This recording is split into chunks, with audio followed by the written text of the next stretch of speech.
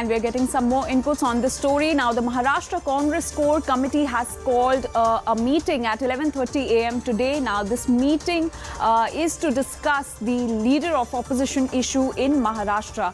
Remember, the Congress has been claiming that they have the maximum number of MLAs, so the leader of opposition should be from the Congress party. And now a meeting has also been called. The Congress Core meeting will be held today at 11:30 a.m. Now, this meeting is to discuss the leader of opposition issue in Maharashtra. Remember, the NCP had appointed Jitendra Avhar as the leader of opposition after Ajit Pawar's rebellion, but now the Congress claims that they have the majority of MLAs in the opposition, and so the leader of opposition should be from the Congress party. We have CNN News 18's Mumbai Bureau Chief Vinaya Deshpande joining us on this story. Vinaya, could you tell us more about this Maharashtra Congress Core Committee meeting that is going to be held today at 11:30? Well, yes, all the top leaders of Maharashtra Congress are going to remain present in that meeting along with the in charges of the state. Now, remember, for the last few days after the twist in Maharashtra politics and after things have changed within the NCP, which till now had the leader of opposition position, this was something that the Congress had been strategizing for quite a while.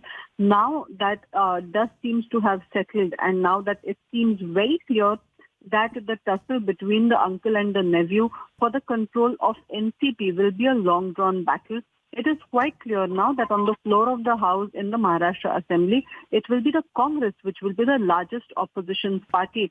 With respect to that, it is only logical for the largest opposition party to stake claim to the leader of opposition position, and that is exactly what the thinking within the party is. That is given to be a clear understanding as well in the several political parties too. In order to discuss that, in order to decide a strategy on that, and to take stock of what the Congress's stance should be in the current scenario, because right now the volatility in Maharashtra politics is so high that there are clear-cut speculations about whether this is really an end to any twists or turns, or whether there will be further fresh twists and turns in Maharashtra politics. At such a juncture, seeing that having a party policy in place is extremely crucial, and that is why today's core committee is being looked at as an important meeting by the Congress in order to take stock of the situation, in order to decide the strategy for the leader of opposition position, and also to make sure that in the developments that happen hereafter, especially on the background of the upcoming monsoon session of the Maharashtra Assembly, which will be an extremely crucial one, the Congress is planning to put its act together with respect to making sure that it will be able to put in all the work together for the leader of opposition position. Back to you. All right, Vinaya, please stay with us. We also have Siddhant Mishra with us on this story. Siddhant, a very good morning to you. Siddhant, so can the leader of opposition issue be a bone of contention between the Congress party and the NCP in Maharashtra? Well, absolutely. And in fact, look, yesterday it was about the show of strength as both uncle and nephew had their own meetings, or perhaps grand meetings.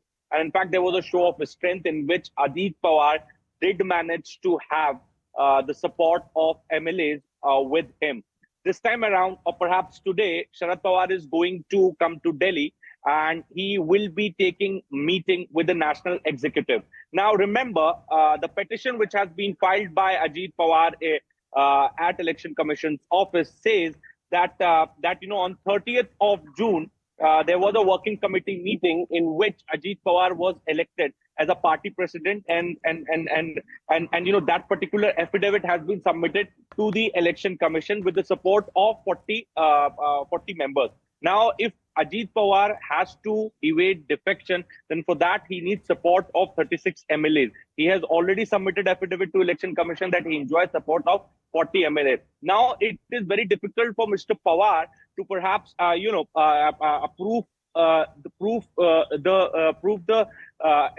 prove that the strength of MLAs, or perhaps the MLAs are with him, and maybe that is the reason that yesterday he did a meeting in Mumbai, and today he's coming to Delhi, where we have been told at around 3 p.m. he's going to take national executive meeting. Remember, there are leaders like Jayant Patil and others who are still with Sharad Pawar. So perhaps maybe through them he would try to get more support or make some sort of an emotional appeal, or the fight is all about saving the position in the party, because now Ajit Pawar says that he is the new NCP Supremo. Now, how to counter that both legally and politically is going to be a task for a senior Pawar, but it looks like that senior Pawar is not ready to give up. And the way yesterday he did a public meeting in Bombay, today he has called national executive meeting.